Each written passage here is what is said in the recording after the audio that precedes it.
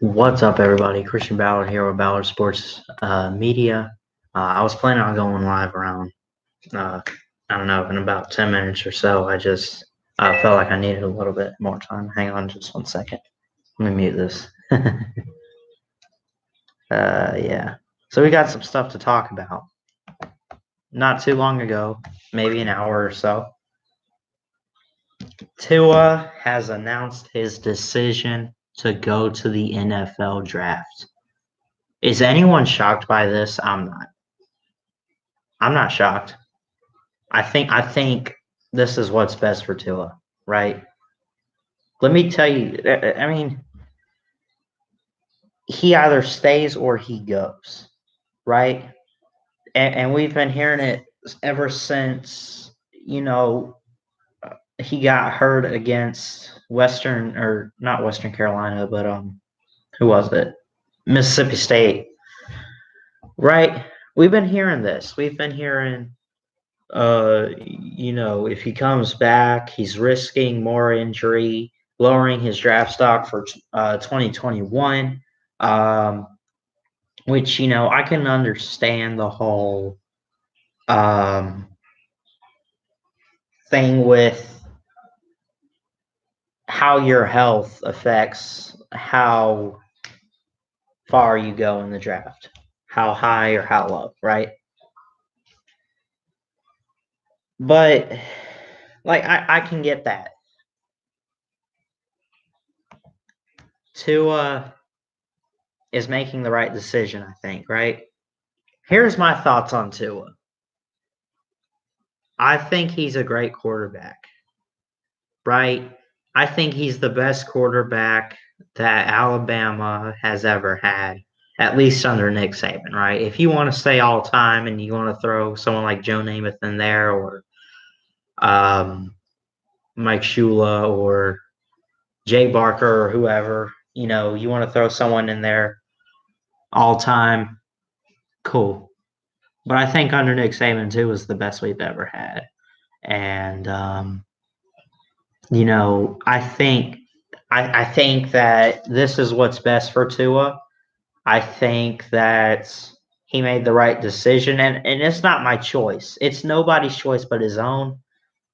I'm not surprised to see him go pro. I wouldn't even be surprised if he said, "I'll come back." But I mean, if he had said, "I'm coming back to Alabama for my senior year," that I wouldn't be shocked, but I'd be like, what is he doing?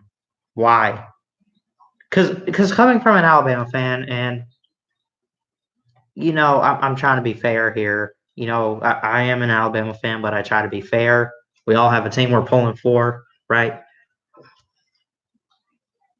Come to it's his decision. It's not these draft experts. It's not the fans. It's not his parents. It's his own choice, right? Coming back, right? Because he only won the one title as a freshman where he didn't even start. He was replaced, or, well, Jalen was replaced. But, if he said, no, I want to come back and I want to win a title, I wouldn't be shocked by that. I wouldn't be shocked whatever he decides. I'm not shocked. I think this is what's best for Tua. Not saying I want him to leave. I kind of don't. But you keep hearing this from all the experts, right?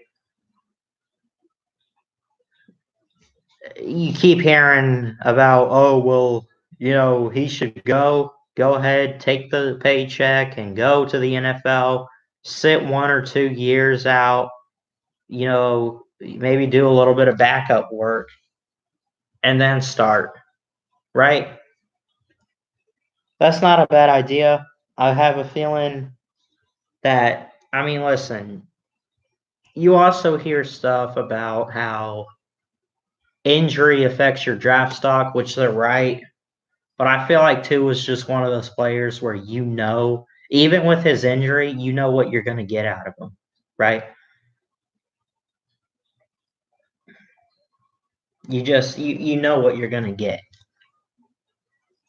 So I just want to say congrats to Tua on his decision. I wish him nothing but the best.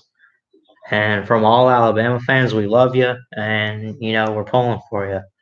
So, of course, I can't really speak for every Bama fan, but I would assume if you're a true Alabama fan, you are pulling for Tua in the pros. So, with that being said, we're gonna get into some wild cards this weekend in the NFL. We look back at a great weekend, right? So, how about it? I posted a video already. You already know, right? The AFC, you got the Texans 22-19 in overtime. They kick a game-winning field goal. They win the game 22-19 in overtime over the Bills. They advance to the divisional round. The Titans win 20-13 over the Patriots and the wild card. First off, as I mentioned in the video that I posted yesterday or whatever, how did the Patriots not already make the divisional round?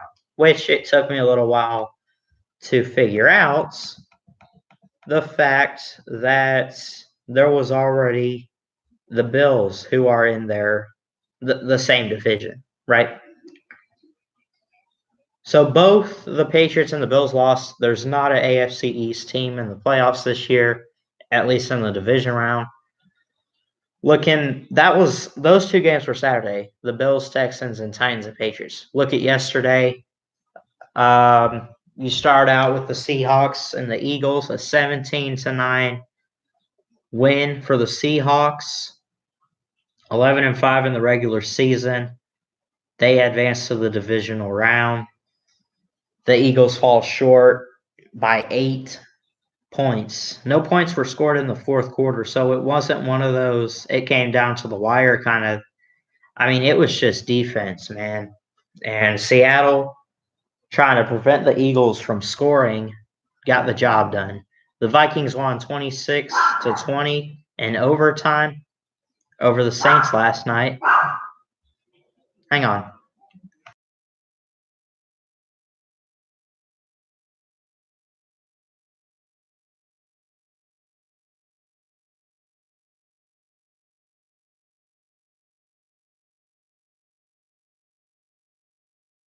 Sorry about that. It's my dog. Hey, come here. Hey. Say hello to my little friend. Come here. What was I? Oh, yes. So the Patriots lose, Titans win. Congrats to Derrick Henry and the Titans. We saw yesterday with the Seahawks beating the Eagles 17-9. I think that one was in Philly. Yes. And Vikings beat the Saints 26-20 last night. So a lot went down these past couple days, obviously with the AFC and the NFC. So now we look at the schedule. We already have the division rounds set. Let's see. Let's go here for the division.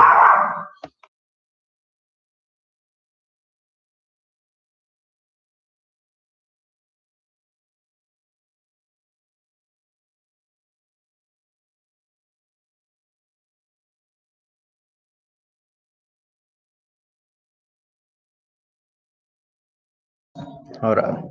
I should have been more prepared for this. I'm sorry. I'm going to take this in my bedroom real quick and away from this.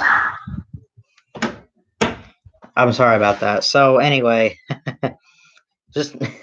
I know it's live. I can't edit, but we had some great games again. So you see the Eagles lose 17-9, 26-20 the final score with the Vikings and the Saints. Vikings advance and an overtime win.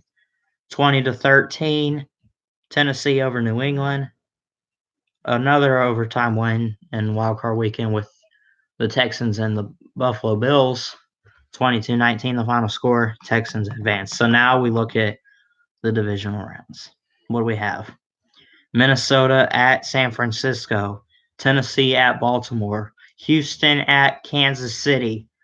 Seattle at Green Bay. Obviously, you can tell. Which, looking at this, it looks like all the wildcard teams are on the road. I guess they kind of do it like they do the college football playoff, right? Not with first round buys, right? But what they do, obviously, if you're in the wild card, you're the lower seed in the playoffs, right? Which means you don't get a first round bye. Now, I don't know if they do this every year, but all of the wild card teams are on the road. Minnesota, Tennessee, Houston, and Seattle. Let me fix this. So,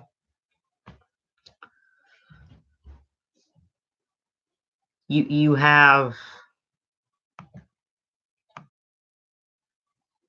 basically some really good matchups. This is a little different. I mean, it's not different, right? Kansas City made it last year. I think Houston made it last year. I could be wrong. I don't know. I know Kansas City made it all the way to the AFC Championship. I don't remember who all they had to play to get to that game, though. I think maybe the Texans did make it. I know the Patriots were in it last year. But this is a little different than what we've seen in recent years, right? Ever since Super Bowl 50, we've had these Super Bowl matchups, right?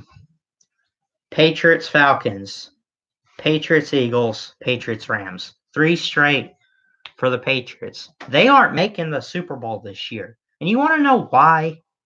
I already posted a video about this, right? And you can get on here and argue if you want to. This is the Patriots' karma for cheating. This is what Robert Kraft and Bill Belichick get for, how much dumber could they be, right? How you got to go to Cincinnati and film the Bengals, right? Now, I'm the only one saying this is your karma or whatever, right? But I believe, and I said this, I don't believe in like karma, but stuff will come back and bite you in the butt, right? There's always a consequence for your actions. I've learned that the hard way. So anyway, enough NFL talk right now, right? We got Tua going to the NFL. We got some great matchups in the playoffs. And now we move forward. Again, I will do a prediction video here within the next week, as it is 1 week away from LSU and Clemson. The Battle of Death Valley, whatever you want to call it. It's going to be great. I'm looking forward to it. It's anyone's game. Clemson's looking to go back-to-back championships. That'll be the first time in the poll, or not in the poll era, but the playoff era that has happened. LSU,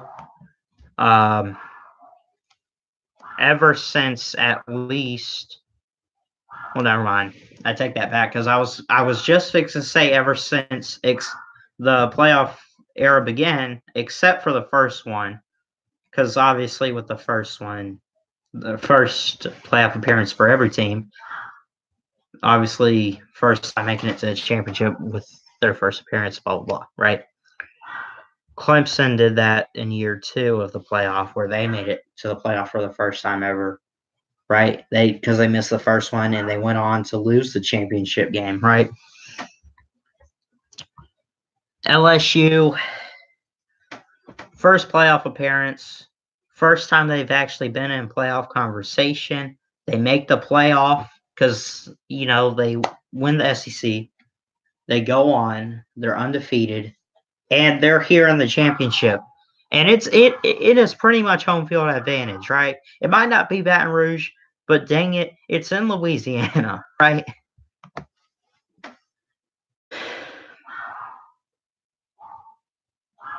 So, a lot to talk about today. A lot going on, a lot that's been going on. And so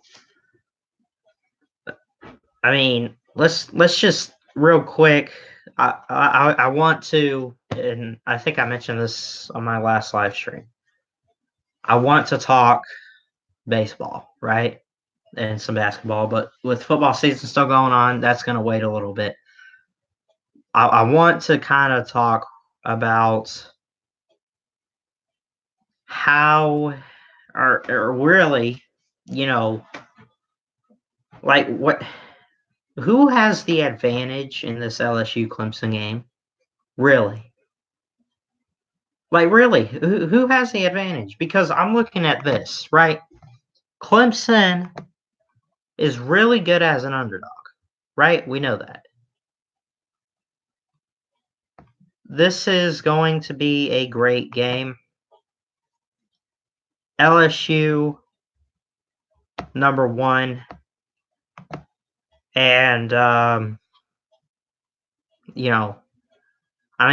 got a better chance to win according to the FBI, but LSU's a favorite, right? I'll get into that a little later when I do a prediction video later in the week for the game. LSU is in a place that they can make history. Because I'm going to tell you right now, since the first one, right? Since the first national championship, which Ohio State beat Oregon, right? Big time, blowout, whatever, right? What was that, 22-point loss or something for the Ducks? The team that wears their home jersey usually loses. They don't normally win, right? A team that wears the white jersey, they're going to hold the trophy up. Well, you can say it's rigged. You can say it all you want to, but for once, we have the higher seed wearing the white jersey, and the higher seed is number one. Because how they do it, how they set it up, if you have a home color jersey, the higher ranked seed in both the semis and the national championship is the home team, right? Not home field advantage, but you're wearing your home jersey, right? So if it was like 2 and 4 matchup, right? Because 1 and 4 in the semi, 2 and 3 in semi. Let's say it was 2 and 4, right? Number 2's wearing the home jersey, right? Well, the team that wears their home jersey usually loses, like every year. It's almost as if it's rigged. I don't think it's rigged. I think it's just a coincidence, though. I think it's a little weird. I will say that. So Clemson could hold the trophy up as the home team. Even though it's neutral field, they're still wearing their orange jersey, and we've seen them win it twice. But when they did, it was wearing their white road jerseys or whatever, right? So, I don't know. But LSU is number one, right? Now, I don't know if this is a traditional thing or what it is, but for some reason they only wear their white jersey. Like they might as well never take it off because they wear it at Death Valley and they wear it on the road. They wear it neutral field, right? I thought I remember once seeing them wear like purple jerseys or something. I could be wrong. I don't. Maybe I saw a different team or something. I don't know. Right? I feel like I'm just spewing words right now, but anyway. So, there's a lot going on. There's a lot that I've wanted to talk about today. Right? Crazy wild card weekend. Tua's going pro. Cowboys get a great hire in Mike McCarthy, who was with the he was with the Packers, replaced by Matt LaFleur. And Jason Garrett's he's out of here, right? Is anyone surprised that Jason Garrett got fired? I actually am a little bit, right?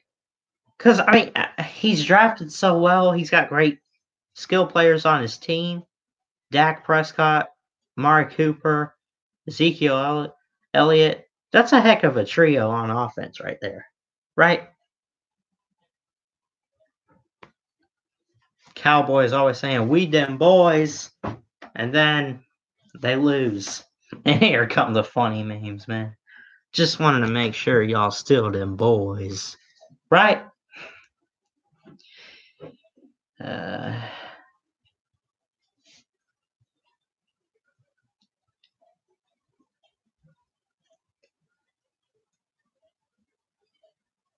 See, no one's in the chat. So anyway, so a lot there's now the division round, the conference round, Pro Bowl, Super Bowl left in the NFL. There's one game left in college football. That's a week from today. Again, I'll do a preview video later in the week. And I'm looking forward to it. I think it's going to be a great game. You know, obviously it's a playoff game. Anything can happen. We saw that last year when Alabama got their butts kicked, blew out by Clemson, right? If that can happen, anything's possible, I believe, right? Now, I'm not trying to take anything away from Clemson, but a Nick Saban team gets blown out 44-16. That sucks. That is terrible. Let me get this out real quick. I want to see if the line has changed on this national title game. No, it hasn't. Because last time I checked, the opening line was a 5.5-point favorite, right? And I'm not going to give too much spoilers because, again, prediction video coming up. Yeah. So I'll keep it at that. But this game is in Louisiana. Not in Baton Rouge, though. This is in New Orleans. And it's kind of funny and stupid at the same time how they're saying, this is in LSU's backyard. They basically get home field advantage. Well, is it home field advantage or is it home state advantage? Because you got to think about that.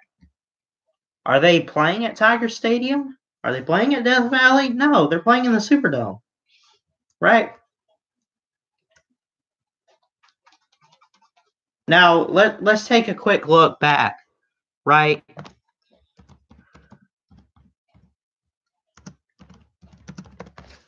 Let's take a look back at the Superdome history with college football, right?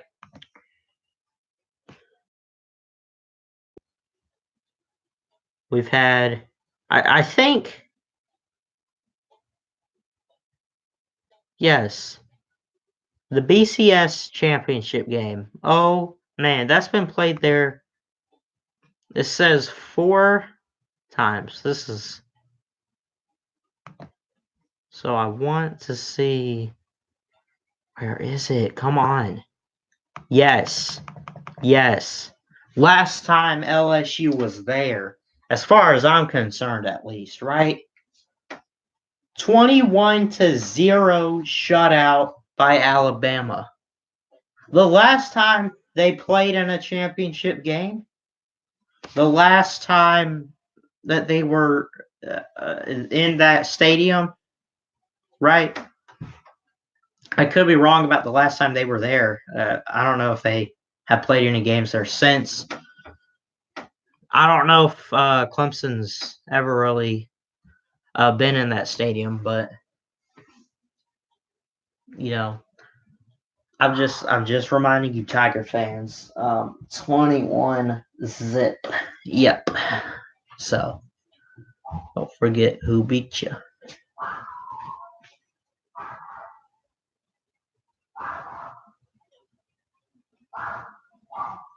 This just announced that Devante Smith is returning to Bama for next year, for his senior year. And so Tua's gone. We got Devante back. I think we're still waiting on guys like Jerry Jeudy, but I think Xavier McKinney from Alabama is going to the draft too. So anyway, as we get closer to the draft, I'll talk a little bit more about it. Again, I want to do something where I can live stream multiple times a week. Maybe on certain days I talk, certain topics. I think what I'm going to do is wait until after at least the college football season. So anyway.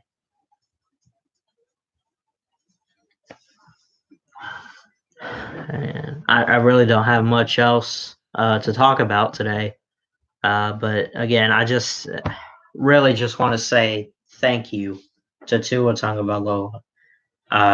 We saw this coming. Alabama fans saw this coming. No one's shocked by his decision to go to the NFL. Listen, I don't blame him. If I were him, I would go to the NFL as well. Wish him nothing but the best of luck. Whatever team he lands with, wherever he gets picked, teams are always trading up. Would I be shocked to see him go number 1 overall? I mean, as a standpoint, from a standpoint that how talented of a player he is, no. But with Joe Burrow in the way, if he got picked over Joe Burrow, the Heisman winner, jaws are going to hit the floor. You mean to tell me the Bengals passed on Joe Burrow and they took Tua? They passed on Joe Burrow. Not that they took Tua, but they passed on Joe Burrow. We're out here talking about the Heisman winner and this kid that sat out a year or two and was at Ohio State and no one really knew who he was. He comes out of nowhere, beats Alabama. He wins the Heisman. He wins a title, assuming. And he doesn't go number 1 overall? Like all the experts were picking? Yep. Anyway, I'm going to go ahead and get off. But again, thank you for everything, all the entertainment that you brought to Alabama. And not just Alabama fans. There's a lot of fan bases out there that just have so much love and support for Tua and what he's done in college football. It's more than just all the records that he set. He's just a great human being. I've never met him. I hope I do someday. But, man, his faith, his family, it all is just – it's been amazing. I wish him nothing but the best in the NFL. And I wish nothing but the best for all the upcoming draft prospects, not just Alabama, all around college and the league. And, but it's been amazing. Again, good luck to LSU and Clemson. Again, preview video coming up sometime this week before next Monday. And I think that's it. Thank you, Tua. Good luck to all the other NFL teams in the playoffs. Good luck to LSU and Clemson in a week. And, yeah, that's pretty much it. I appreciate you guys tuning in and watching today's stream. If you missed any of it, feel free to go back and watch it. Who am I kidding? No one's in here watching this right now, I don't think. But anyway, feel free to go back and watch it. Or watch it. I don't know. You know what I'm saying. But anyway, so again, thank you Tua for everything. Good luck to LSU and Clemson, all that. And this is Christian Ballard That was sports media. Checking out.